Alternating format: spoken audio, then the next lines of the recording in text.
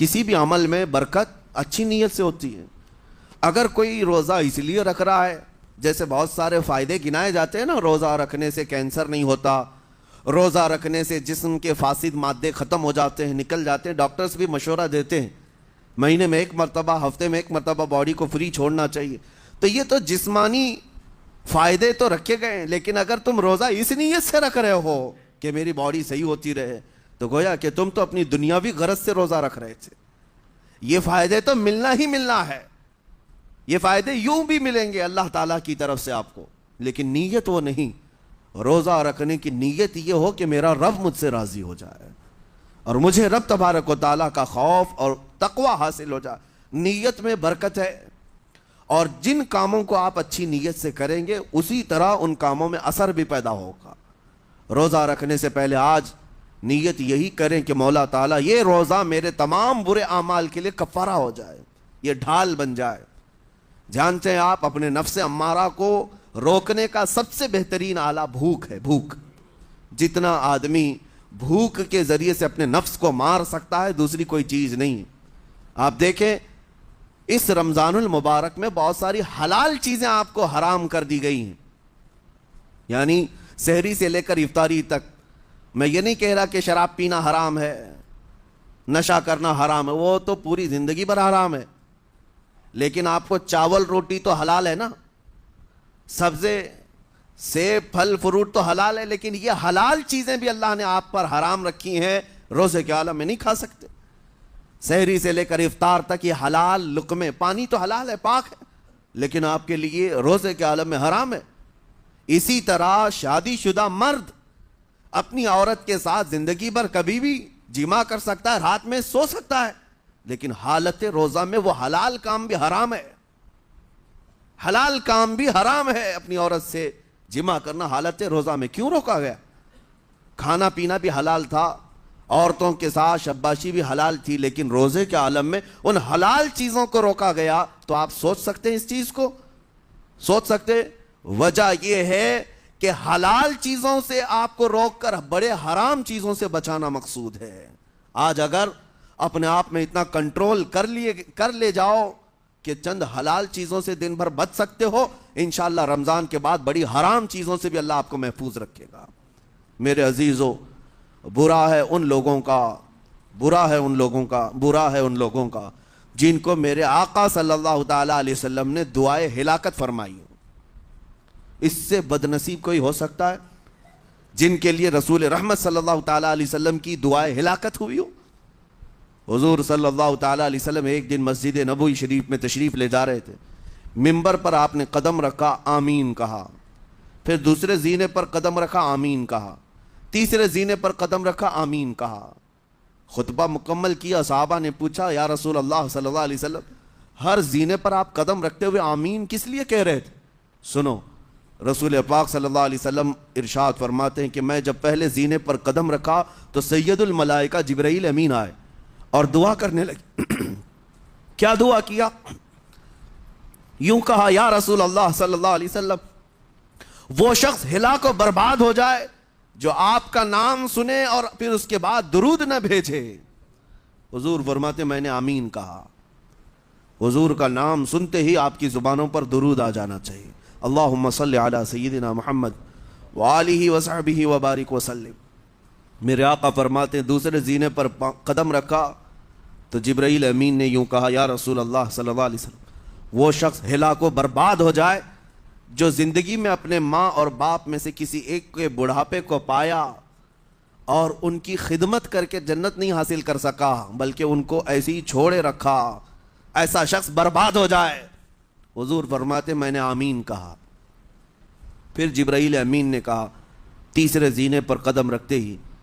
میرے آقا فرماتے ہیں جبرائیل نے یوں دعا کی کہ اے اللہ کے رسول وہ شخص ہلاک و برباد ہو جائے جو رمضان کا مہینہ پایا لیکن اس کا ادب نہیں کر سکا، اس کا احترام نہیں کر سکا. حضور فرماتے ہیں میں نے اس پر بھی آمین کہا. جس کی ہلاکت کے لیے جبرائیل امین دعا کر رہے ہوں اور اس دعا پر سید الانبیاء آمین کہہ رہے ہوں، ایسے شخص کی بربادی کا کیا انجام ہو سکتا ہے؟ وہ کتنا بد نصیب ہوگا. اسی لیے میرے عزیزوں، مسلمانوں میں یہ رواج ہی نہیں ہونا چاہیے کہ اٹھ کر کے پوچھتے رہیں روزہ ہے کہ نہیں ہے، روزہ ہے کہ نہیں ہے۔ مسلمان ہے تو روزہ ہے، اور یہ کوئی آپشنلی عبادت نہیں ہے کہ 4 رکھ لیا 2 نہیں رکھا، آپشنلی نہیں، یہ فرض عین ہے۔ ایک روزے کو چھوڑنے کا گناہ فرمایا گیا 600 سال تک اسے دوزخ میں رکھا جائے گا، 600 سال تک۔ یہ معمولی چیز نہیں ہے۔ اور جن کے پچھلے روزے قضا ہو چکے ہیں معاف نہیں ہوں گے، تھپڑ مار لیں گال پہ، توبہ توبہ کر لیں، معاف نہیں ہوں گے۔ توبہ تو کرنے کے ساتھ ساتھ قضا بھی کرنا ہوگا، جب موقع ملے سال بھر میں اپنے چھوٹے ہوئے روزوں کو واپس کرنا ہے۔ اس کی اہمیت میں آپ کو بتا دوں، ایک روزہ اگر جان بوجھ کر کے کسی نے توڑا یا چھوڑا تو جانتے ہیں اس کا کفارہ کیا ہے؟ اس کا کفارہ یہ ہے کہ اس کے بدلے میں دوسرے دنوں میں 60 روزے کنٹینیو رکھے۔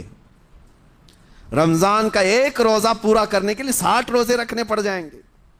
ہاں اگر کسی عذر کی وجہ سے، کسی تکلیف کی وجہ سے چھوڑا تھا، بیمار تھا یا سفر میں تھا یا تکلیف کی شدت تھی، اس وجہ سے روزہ چھوڑا تھا، تو اس کے بدلے میں ایک روزے کی قضا ایک ہی روزہ ہوگی۔ لیکن بغیر کسی عذر کے، شہوت کی وجہ سے، نفس پرستی کی وجہ سے توڑا تھا یا چھوڑا تھا تو پھر 60 روزے رکھنے پڑ جائیں گے۔ اس سے اندازہ ہوتا ہے کہ ایک روزے کی اہمیت کیا ہے رمضان کے۔ اسی لیے میرے عزیزو، یہ روزے آسان ہیں، روزے آسان ہیں، اس کو رکھ لو، اس کی جزا بہت بڑی ہے، اس کی جزا بہت بڑی۔ ویسے بھی آپ دوسرے دنوں میں لیٹ ناشتہ کرنے کے بھی عادی ہیں۔ ممبئی والوں کا تو حال یہی ہے، 12 بجے کے بعد 1 بجے 2 بجے تو ان کے ناشتے ہوتے ہیں، دوپہر کا کھانا تو شام 5 بجے ہو رہا ہوتا ہے۔ بس وہ ناشتہ سکپ کرنا ہے، دوپہر کے کھانے جو آپ کے ہوتے ہیں اس سے اور تھوڑا ایکسٹینڈ کر لیں تو افطاری کا وقت آ جاتا ہے۔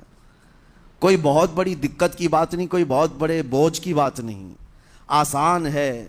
آج الحمدللہ ہمارے 5 سال 6 سال کے بچے روزہ رکھ لیتے ہیں، تو بڑوں کو تو اللہ نے جو طاقت عطا کی ہے، روزہ ہرگز ترک مت کرو۔ لیکن ساتھ میں آج یہ میسج ضرور دوں گا، نیت یہ کرو کہ مجھے تقویٰ مل جائے، مجھے پرہیزگاری مل جائے، اور یہ آپ کو خود چیک کرنا ہوگا۔ روزانہ رات کو نماز میں کھڑے ہو جاؤ تراویح کے، دیکھو کہ کتنی تبدیلی آ رہی ہے۔ آج میں نے روزہ افطار کیا، میرے اندر بدلاؤ آیا کہ نہیں آیا؟ اور اگر نہیں آ رہا ہے، کوئی تبدیلی نہیں آ رہی ہے، تو اس کا مطلب ہے آپ تقویٰ نہیں حاصل کر رہے، آپ تو روز مرہ کی روٹین پر چل رہے ہو۔ روٹین پر چلنے کا مطلب یہ روزہ نہیں ہے۔ روزہ تقویٰ دے کر جاتا ہے بندے کو، روزہ خوف خدا دے کر جاتا ہے بندے کو۔ اسی لیے میرے عزیزو، آج دیکھیں آپ بہت ساری برائیوں سے رمضان میں بچ جاتے ہیں، تھوڑی اور محنت کی ضرورت ہے۔ ہم نے دیکھا ہے بہت سارے گھروں میں، باقی عیاش گھروں کی مجھے کوئی وہ نہیں ہے، ان سے کوئی لینا دینا نہیں، لیکن نارمل مسلمانوں کے گھروں میں بھی ہوتا یہ ہے، عورتیں بچوں کو تلقین کرنا شروع کر دیتی ہیں، گانے بند کرو، ٹی وی بند رکھو، بہت ساری چیزیں بند رکھو کہ رمضان آیا ہوا ہے۔ اور رمضان میں اگر ٹی وی لگا بھی لیا تو کچھ اسلامک چیزیں دیکھنے لگ گئے۔ ماحول تم نے خود ہی بدلا ہے اپنے گھر میں، کچھ چیزوں کو آپ نے بدلا ہے اور کچھ چیزوں کا ادب آپ نے کرنا شروع کیا ہے۔ اسی کو اور تھوڑی سی محنت کے ساتھ بڑھا لیا جائے، قسم رب ذوالجلال کی ہر برائی رمضان میں ہی آپ سے ختم ہو جائے گی۔ جس کی کوئی چیز چھوڑنے پر نہیں چھوٹتی ہے، وہ رمضان میں کر کے دیکھ لے، اللہ کی بارگاہ میں یاد کرے کہ مولا دن بھر میں تیری رضا کے لیے بچ رہا ہوں، مجھے میری باقی زندگی میں ان گناہوں سے بچا لے۔ وہ رحمان ہے، جب وہ تمہیں اس کے بدلے میں جنت دیتا ہے تو یہاں برائیاں کیوں نہیں چھڑواتا؟ یقیناً وہ برائیوں کو تم سے دور کرے گا۔ قرآن کا فرمان عالی شان، لعلکم تتقون، اسی پر میں نے آپ کے سامنے بات رکھی ہے۔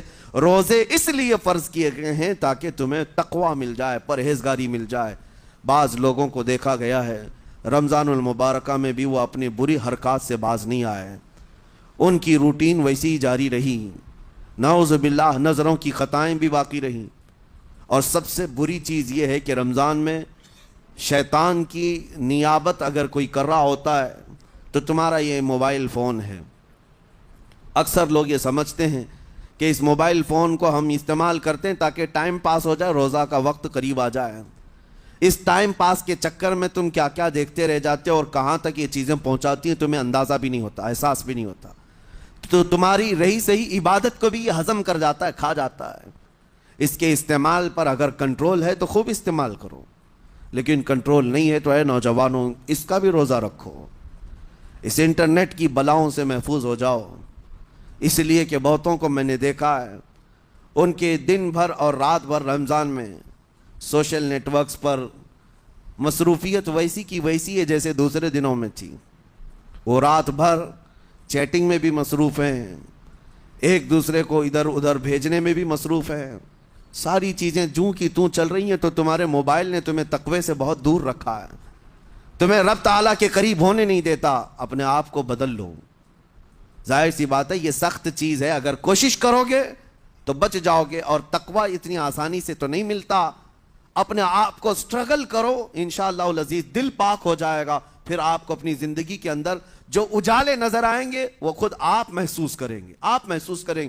گناہوں کے اندھیروں نے دل پر ایسی کالک رکھی ہے کہ آپ کو کچھ بھی یہاں پر سمجھ میں نہیں آتا، ورنہ نمازوں کا لطف ایسا ہے، قرآن کا مزہ ایسا ہے، جسے یہ لگ جائے دنیا کی کوئی نعمت اس کے سامنے ہیچ نظر آتی ہے، کوئی چیز اسے اچھی نہیں لگتی۔ لیکن کب؟ جب اسے تقوی کا اجالا حاصل ہو جائے۔ میرے عزیزو، اللہ کریم کی بارگاہ میں دعا گو ہوں، مولا قدیر و جبار ہم سب کو تقوی و پرہیزگاری عطا فرمائے، اور ہم سب کے روزوں سے اللہ تعالی ہمیں پرہیزگاری عطا فرمائے۔ ان روزوں کے انوار اور برکات اور رمضان کے احترام کی ہمیں توفیق عطا فرمائے۔ مولا کریم تیری خشیت سے اور تیرے خوف سے آنکھیں جو بھیگتی ہیں ان آنکھوں میں ہمارا شمار فرما دے۔